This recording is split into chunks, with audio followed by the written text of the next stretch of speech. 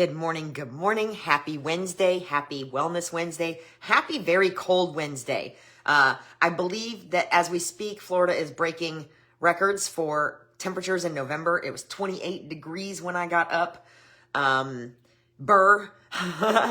But it's fun for me because I get to wear this beautiful new hoodie from my boutique.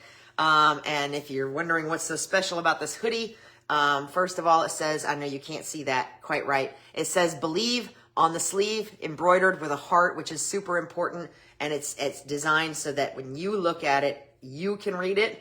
And then in the back, it says dream bigger. Some of you have seen me wear my dream big hoodie or my big dream sweatshirt. Let's try that again. My dream big sweatshirt. Today I have my dream bigger hoodie. This one is definitely oversized. It's cozy, it's comfy, and I'm so happy to have it because it's 28 degrees outside. All right, so if you're just stumbling on my page, my name is Donna. I'm a mom, a nana, a girlfriend. I am a wellness advocate, runner, jazzerciser, very active person, and studying for my Master of Science in Clinical Mental Health Counseling. Good morning, Steve. I just saw your little face bubble there. And I started Wellness Wednesday because I have been on a lifelong journey. I used to say battle, but I'm not sure that battle is the right word. Sometimes it is. Most of the time it's not anymore. I've been on a lifelong journey with anxiety and depression that at times included some severe social anxiety and a few other things. So as I've grown and as I've continued on this journey, I have found that sharing our experiences with each other really helps sometimes. It gives people ideas of things they haven't tried. Some things work, some things don't. Everybody's different. But there are a lot of great ways that you can do things to contribute to your general wellness, no matter what's going on. And that's what we talk about here. And a lot of times it ends up being mindset. Sometimes we have a little fun. We do some silly topics. But a lot of times it ends up being about mindset. And if you followed me for a while, last week's video was about the maturity myth. My birthday was Friday. I turned 52. Birthdays at this age, well, for me at any age, have always involved a lot of reflection. And so last week's video was kind of fun, more of a reflection on my part. A lot of times in Wellness Wednesday, I give you guys tips and tools, things that I've learned or things that I've learned through research or personal experience to help with some of the issues that we talk about. But last week was just really more of a reflection. Excuse me. If you're here, let me know you're here. If you don't see this till afterwards, drop a comment, ask a question, answer my challenge, which will be a little bit later in this video, or just say hi, whatever. And if you've ever started something new and immediately thought, who let me in here? Who let me in here? Congratulations, you're in the right place this morning. And I'm even a couple minutes early because I'm getting a little extra unexpected bonus time with my grandkids this morning before they go to school. So that's why I'm even a couple minutes early. If that's related to the fact that it's really super cold outside and we're breaking records, you decide. And you probably know what I mean by that. All right, so let's talk about the mental dumpster fire, also known a lot of times as imposter syndrome. And I have touched on imposter syndrome before. And as soon as I locate that video on YouTube, because I'm on YouTube now, I will drop the link in the comments so that you can revisit that too. A little bit different angle here. But the reason I decided to talk about this, last week I kind of alluded to it because over the past couple weeks, I've had some near meltdowns over my class. My class this term has been a challenge, and I'm still not 100% why. I've been trying to figure it out, and maybe that's part of my problem is as I'm trying to figure it out instead of just going with it and letting whatever happens happen.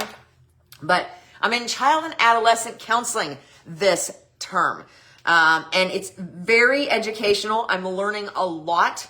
I have thought at times that maybe I might like to work with children, but then I worry a little bit there are going to be some things that hit a little close to home. And that if I have a child that's really struggling in front of me, that I'm going to have difficulty in being unbiased, which is really important in a counseling relationship. So this class is way out of my comfort zone on so many levels.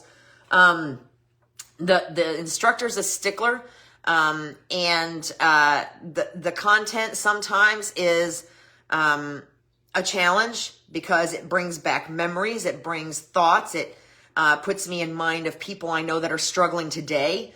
And it just seems to be more of a struggle than what I would have expected it to be. So basically, a lot of times, especially a couple weeks ago, when I had to do a video discussion that involved a little bit of a case conceptualization and a treatment plan, I had a near meltdown. Like, I almost lost my noodle trying to get ready and figure out how to do this video. And as I get older, I become very visual. So when I don't have like visual examples of what it should look like, that's sometimes a struggle for me. Listen, there's a lot of things that are easier about going to school at 52. There's a lot of things that are not. That's just simple facts. My learning style is a lot different than it was when I was in high school. When I was in high school, I could just write something and I would remember it. Like I literally could just go back and rewrite the chapter in the textbook and I would remember everything about it. Now I require a little bit more visual sometimes. I don't remember overthinking as much in high school as I do now. And I really thought I had that under control when I finished my bachelor's, but surprise, it's back. And that's kind of what we're talking about today. So I had this discussion post that I was about to lose my noodle over and then realized at some point, that it was only worth 33 points and that in the grand scheme of things, it was not worth losing my noodle over. And once I made that decision, I kind of calmed down and just kind of sailed through it, got it done, and that was it. And I got really great feedback on it. And then this happened again the following weekend when I had to do a genogram for my client case. I had never done a genogram before. I think I mentioned this last week. Genogram is kind of like a family tree, but it's got all kinds of cool lines and symbols to denote relationships and the types of relationships and mental health illnesses and mental health conditions and substance abuse situations and all kinds of stuff. So genogram is a much more complicated, much more dramatic family tree, and I had never done one. And let's face it, although I've gotten a lot better over the years, here's what I really learned over the last couple weeks. And that's that I'm still very much a perfectionist. I'm still very much an overachiever, much like the client I was working on at the time. So I had a little bit of a freak out over that too. And here's the funny part. So I submitted this assignment and I did really well on the assignment, but I got docked 7 points on the assignment for various things. And 3 of those points were because my genogram and my eco map were missing. And I was like, or she said that I needed to have them. And I'm like, there are 4 attachments to that. And here's the truth. For the first time in my life, I think the 3 points meant absolutely nothing. It was the reason those 3 points that were missing. So I emailed her back and I'm like, did they not show up on your end? And she ended up going back and looking, and she just didn't see the additional attachments. Meanwhile, I'm over here like, I don't care if you change my grade. I just want you to see that genogram because of the time and the tears that I spent on it. So it was definitely not a great couple of weeks in terms of me keeping this under control. So, and at the end of the day, those 2 pieces that I was most freaked out about, there's a lesson here, y'all, and there was a lesson for me. The 2 pieces I was the most freaked out about that assignment, they were worth 3 points combined. 3, y'all.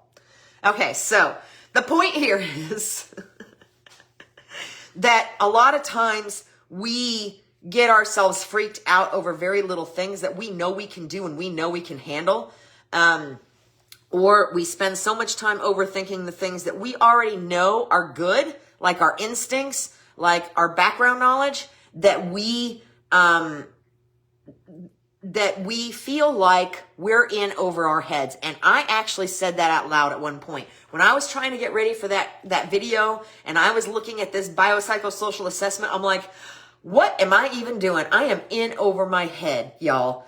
And so that's why I chose dumpster fire in my graphic, because dumpster fire, honestly, sometimes that's what imposter syndrome, and that's what we're talking about here. Sometimes that's when imposter syndrome feels like when it creeps in. And like I said, I've hit on this before. I'll drop that video in the comments later. Might be a little bit later today because grandkids, school. So what it is that inner voice that whispers, you are about to be found out. Even when you're doing something that you've done 100 times that you can do with your eyes closed and one arm behind your back, trust me when I say this, you begin to question. It's like all of a sudden you are existentially questioning life. Like, what am I thinking? Why am I doing this? And I've had these moments a lot when I get on Wellness Wednesday, because here's the truth. I'm not perfect. And a lot of the things that I talk about and a lot of the things that I share with you, I backslide. I do really, really good for a while. And then I have weeks like I did the last couple with this class where I turn into the near hysterical, anxiety-ridden Donna that I was years ago. Here's the cool thing. It doesn't last as long. I get it under control a little bit faster, and I recognize it when it's happening. And that, to me, is progress. That is the mark of progress. So like I said, that inner voice that whispers, you're about to be found out, you can't do this, what are you thinking, you're in over your head, all of those things. If you've ever thought that, again, congratulations, you're in the right place this morning. Psychology Today says that 70%, that's a big number, 70% of adults experience it at least once. And some of us experience it enough to make up for the other 30%, right? The first time that imposter syndrome was studied was in the 70s, and the studies were focused on high achieving women. But the truth is that no one, regardless of age, gender, college status, is immune. Because even when we have evidence that we're capable, a lot of times our brain sends off this fraud alert. That's like, you don't know what you're doing. What are you thinking? Knock it off, stand down, get back in your hole. We're not scamming anyone of it ourselves, because here's what our brain is doing. And you guys have heard me say this before. Your brain is trying to keep you from stepping out of your comfort zone. Yes, because nothing good ever grows in a comfort zone. That's where we become comfortable, we become stagnant. We decide we're good just the way things are. Whatever. We know enough, we know it all, we don't need to change, we are the way we are. And there's so much untruth to that. So for me, like I said, it's been this whole class. There's been a lot of overthinking. Usually triggers for me for overthinking are waiting on the grades. I struggle when it comes to school. Yes, I'm an overachiever. I know this. I know this.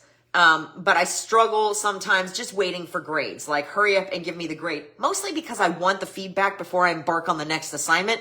And let me just tell you that in online grad school, that does not happen. So usually the triggers are waiting on the grades, which causes a little overthinking, and I decide that whatever I've submitted is crap, and I should have done this, and I should have done that. And it turns into a little bit of a downward spiral. And then I get the grade, and the feedback is awesome, and the grade's really high. A lot of times it's full points, and this is just a cycle. And school has definitely been a trigger for this. The simple act sometimes of trying something new can do this. Like I said, when you're stepping out of your comfort zone, like, have you ever committed to a new project? Or, I know almost everybody's done this, started a new job, or a new volunteer position or whatever. And all of a sudden you're like, what was I thinking? Or what were they thinking? What made them think I could do this? Why did they hire? You know what I mean? So that's what that imposter syndrome voice, that's what that mental dumpster fire looks like. And it's like every time you try to step forward or out of your comfort zone, your brain strikes a match and says, are you sure? Are you sure? And we know it's just our brain trying to protect us, but that's really old news, and it doesn't need to anymore. So the bottom line is, sometimes all you have to do is be successful at something or have a successful moment, and that's all it takes to fan the flames of that dumpster fire. And then it's kind of like a snowball effect, that, you know, one thing connects to another, and suddenly you're hyper-focused on everything you've ever done wrong in your life, and all the reasons why this is not what you should be doing. This is not what you should be working on. You shouldn't have been hired for this job or whatever. in my previous job, I was there for 21 years. I worked my way up from the front desk. A lot of times because I was the only one there and willing to do it, okay? I learned that job from the inside out. But when I took the position of executive officer, I still was like, oh my gosh, what did I do? I have no idea what I'm doing. And I knew every bit of what I was doing. And I knew from the people that preceded me, most of the people that preceded me, exactly what not to do. So again, that's just an example of how those little voices can creep in. But here's a little backdraft for you. See what I did there? You like my fire joke? Here's a little backdraft. You don't feel this way if you are not stretching yourself. Even if your self-esteem is, generally you don't feel this way if you are not stretching yourself, if you're not stretching your brain, stretching your knowledge, trying to learn something new, and again, stepping outside of that comfort zone. This fire is because you're moving out of your comfort zone, and it's energy. It's energy. Real-time learning is uncomfortable, y'all. And I've done real-time learning right here in front of you. Not just when I research topics you give me or topics I think of, but in learning about this and finally, having to spend an entire month getting videos uploaded to YouTube to have another place for y'all to watch them. It's literally been real-time learning. Oh gosh, Donna, you say a lot. So again, this fire is energy, and it's because you're moving out of your comfort zone, and it's because you're stretching yourself. Real-time learning is uncomfortable and does not make you a fraud, even if it smells a little smoky at first. So even if our brain, I hope my fire analogies are keeping you warm this morning. So even if our brain sends fraud alerts, gathering evidence is still the best way, and I said this in my previous video on imposter syndrome, which I think was a couple years ago. Gathering evidence is still the best way to put the fire out. I know I mentioned earlier that even when we have evidence, sometimes our brain's like, don't care, it's fake, you're still a fraud. But gathering evidence is still the best way to put the fire out. How do we do that? Well, we look at all the times that we've been in similar situations or tougher situations that we successfully navigated and came out on the positive side of. That's our evidence. Our evidence is times that we thought we weren't capable before and not only plowed through, but shined. Okay?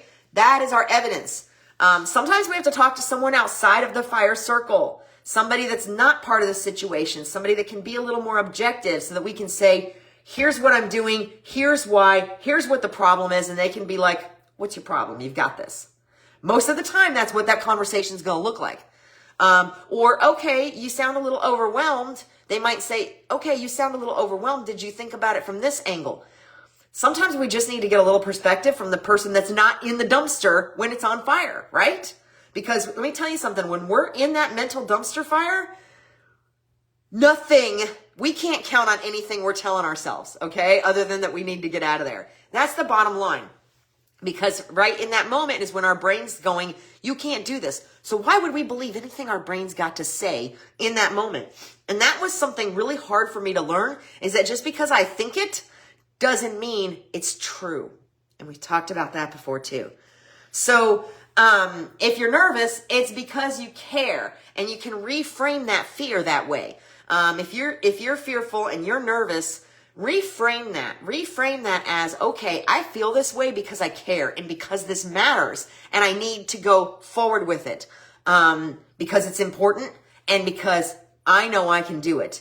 So it's a little bit of reframing. It's talking to someone outside of your fire circle, and it's gathering evidence. The other thing is the comparison. We got to stop comparing. We compare ourselves, our behind the scenes work, and I'm guilty of this, our behind the scenes work to someone else's highlight reel. And social media makes that really super easy.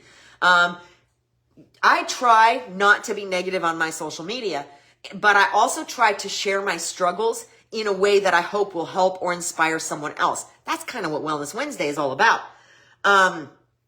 But sometimes somebody may look at my page and be like, oh, this girl's got such a perfect life. Nothing ever goes wrong. Lots of things go wrong if you're actually reading my posts and not just looking at the pictures. Lots of things go wrong. I talk about them. I talk about how to turn them around, or how I turn them around. But a lot of times people's social media accounts are, in fact, highlight reels. Do they do that on purpose? Not necessarily. And some people are talking about their successes. They're not talking about their struggles. Some people are talking about their struggles a little bit too much. But with such a public forum, we have a lot more to compare to than we ever did before. We're not just comparing ourselves to pictures in magazines anymore. We're comparing ourselves to Joe down the street who just hit the lottery and has a cute new girlfriend. Whatever. I don't know that was the greatest example, but that was all I had because examples are not in my notes. My notes are guidelines. So anyway, when we're comparing our behind the scenes work to somebody else's highlight reel, especially if they've already done the work and they've moved past it, we're setting ourselves up for failure and we're setting ourselves up for a lot of self-doubt. And that's where some of that imposter syndrome starts creeping in. So here was my light bulb moment, my real light bulb moment for the past few weeks with this class. It continues to be a light bulb that goes off and on and off and on and blinks at me. We all know that overthinking is basically like pouring gasoline on a dumpster full of paper, right? And that's usually what gets us here. So all it takes is one little teeny tiny moment and we've lit the match, the brain lit the match, and the whole dumpster is on fire. Here's what I realized. What if I stopped second guessing the things that I know are good? I know this probably sounds easier said than done, and I can promise you it is easier said than done. But once it's there in your brain, you can't unthink it. You know what I mean? So what if I stopped second guessing the things I know are good? What are the things I know are good? The things that led me into studying for my Master of Science in Clinical Mental Health Counseling. My gut instincts are really good. When it comes to diagnosis, my gut is really good. I can read a case study with almost no information, and most of the time, the first thing that comes to mind is once I start researching the symptoms, most of the time, the first thing that comes to mind is the correct diagnosis or the closest diagnosis. So my gut is really good. I know what I'm allowed to do and not allowed to do as a licensed mental health counselor, even though I'm not one yet. I'm really, really adept in the laws and the ethics that surround counseling. So I know that if I have a case in front of me that looks like it's autism spectrum disorder, I can't legally diagnose that. Even once I'm licensed, I can't legally diagnose that. So my gut and my knowledge of ethics and my knowledge of the Florida statutes and things like that are really, really good. My experiences and the way that those funnel into those instincts, these gifts that God has given me are solid. I shouldn't be questioning those. So what if I took the time I spend overthinking and I put it into the places where I'm weak? Which is not diagnosis, it's theory. Not because I don't understand theory, but because I struggle to articulate it and apply it to my gut instincts. Does that make sense? So that's where I should be spending my time overthinking. That's where I should be spending that time that I'm wasting in the brain spin going, I can't do this. I should be looking at focused in on my weak points, not questioning what I already know I'm good at and what I already know is solid. And that way, maybe I won't be so surprised when I know it's good, but by the time somebody says, hey, Donna, you're really good at this, I'm like, oh my gosh, are you serious? I'm so surprised. And it's genuine because by the time I get to that point, I've convinced myself that I'm in over my head and I don't know what I'm doing. So how do we put the fire out? We gather the evidence. We talk outside of our fire circle. We understand that it worries us and we're nervous about it and we're fearful of it because A, we're stepping out of our comfort zone, and B, because it matters to us, because it matters and we want to make sure we do it right, we do it well, whatever, okay?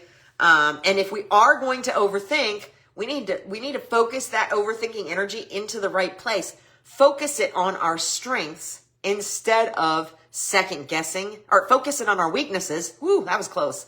Instead of second guessing what we already know and have proof of our strengths. If I didn't have strengths in this department, I wouldn't have gone into this field. But yet I find myself questioning that almost daily, especially in this class. Some classes I'm like, okay, cool. I'm over the class. Let's move on. I've got this. But this class has been a challenge. So that's what's brought this back up. So speaking of challenges, my challenge to you, you can comment below or you can use it as a journal prompt. What have you talked yourself out of that you truly felt called to do? I know there's something that you may have talked yourself out of because it was something that kept creeping into your mind. Somebody kept telling you should consider it. And then ultimately you talked yourself out of it because you didn't think you were worthy. You didn't think you could have been like me when I started Wellness Wednesday. It took me a really long time to start it because I was like, who wants to hear anything out of me? So what is something that you talked yourself out of that you truly felt called to do because of fear or self-doubt or, like I said, that same kind of thought? Who would want to hear from me about this? Who would want to buy this? I have a friend here on Facebook that I've actually known for a lot of years, and yes, in person, who has been crocheting the most beautiful things. And there's some self-doubt there. And I know she questions what she's thinking. And I've seen her post that she's got this cool new blanket. She doesn't think anybody will want to buy it. And I'm like, if I get, man, I would buy all those blankets if I wouldn't get smacked for it because we have so many blankets in the house already. I mean, they are beautiful. So again, what is something that you would have done, but you talked yourself out of it, even though it was a heavy calling on your heart? I would love to hear about that. If you don't want to comment, send me a message, comment it, use it as a journal prompt, whatever works for you. But if you're comfortable sharing it, if you comment whatever it is, you may inspire others to let that out and speak it. And that's super important. And the second part of that, where did it go? When was the last time you had a big accomplishment that you seriously downplayed almost immediately? Like you did something, you rocked something and somebody else, and you were fine until somebody else said something and then you were like, oh, thanks. Well, it really wasn't, I really got lucky. Or you said that in your head, I really got lucky and this wasn't talent at all. And you started shooting down those compliments, giving credit to everybody else. Some of us are in jobs where we have to give credit to other people. Especially when you work in nonprofit, not-for-profit. I was taught when I first started in the not-for-profit arena that I was there to make the next person above me look good, and that person was there to make the board look good. And I don't believe that's not true, because I believe if you have the right hierarchy in place, the gratitude and the recognition will trickle back down if the right hierarchy is in place. But some of us take it a step farther. We're not just giving other people credit. We're like literally downplaying and squashing any idea that anything we did could have had anything to do with it. So those are the two things I want you to think about. What have you talked yourself out of that you truly felt called to do? And when was the last time you had a big accomplishment that you immediately shot down in some way, whether it was to somebody else or in your head, once you started getting recognition and compliments for it? Think about that. I have somebody I follow on TikTok and on Facebook who ends his videos with, think about that for a minute. And I'm not looking to steal his thunder, but when I said think about that, that's usually the first thing that comes to mind. So I want you to remember this as I wrap up, because my grandkids are going to be here any minute. And with that said, don't forget to mark down on the calendar that I was a little early today, because, make a note, because it may never happen again. Before I go, remember these things. Feeling qualified doesn't mean you're faking it. Absolutely not. Although there is some legitimacy to that whole fake it till you make it. But that's part of that self-talk and confidence thing. We talked about that, I think, last week. It means you care enough to want to do it correctly and to want to do it well. So if your mind feels like it's a dumpster fire right now, it's just proof that you are showing up for something that matters. That is it. And that's what I have to keep telling myself. This next reminder, this one is for me as much, if not more, as it is for you. Let go of having to be perfect. Trust me when I say this. I wouldn't still be here on Wednesdays. I wouldn't be here on Wednesdays at all if perfection was a requirement. Trust me on that one. It's really hard to talk wellness when you feel like you're having a meltdown and don't feel like you can like you're worthy because you're having your own meltdown. So how do you talk about wellness when you're not handling it very well, right? But I'm human. And you guys wouldn't identify with anything I was saying if I wasn't, right? If I was just perfect all the time, would you be listening to me at all? No. I know you're here for the stories because the stories that I tell about whatever's going on with me are a lot of times where the real lesson is, not just for you, but for me too. So let go of having to be perfect. A mentor once told me, done is better than perfect. And that has powered me through a lot of things. Okay. And then the next time you hear that whisper, this is a final reminder. The next time you hear that whisper that you don't belong, answer it and say, yes, I do. I just haven't unpacked yet.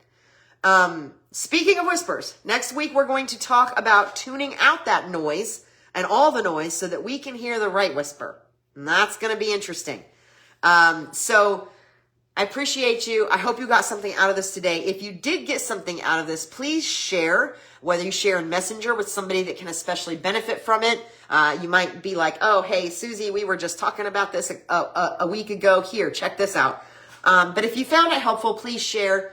Please, think about the challenges I issued. Drop a comment, send a message, whatever. And if you don't spend a lot of time on Facebook and you want to catch up on old videos, Facebook only keeps them for 30 days, but your girl's on YouTube now, and all these videos get uploaded to YouTube now the same day that I go live. Usually a little faster than what's probably going to happen this morning, but again, grandkids school. But today's video, this video will be uploaded by the end of the day, and all my past videos are there on YouTube. So find me. I'll drop the link in the comments. And again, if you think it's helpful, comment, share. Those are the things that put it in front of other people. But I hope you found it helpful. I hope you enjoyed my stories of my near meltdown. And I hope you now feel like you have some tools to help put out that mental dumpster fire. All right. Next week, we're going to talk about whispers. More on that. Thank you so much. And until next week, be well.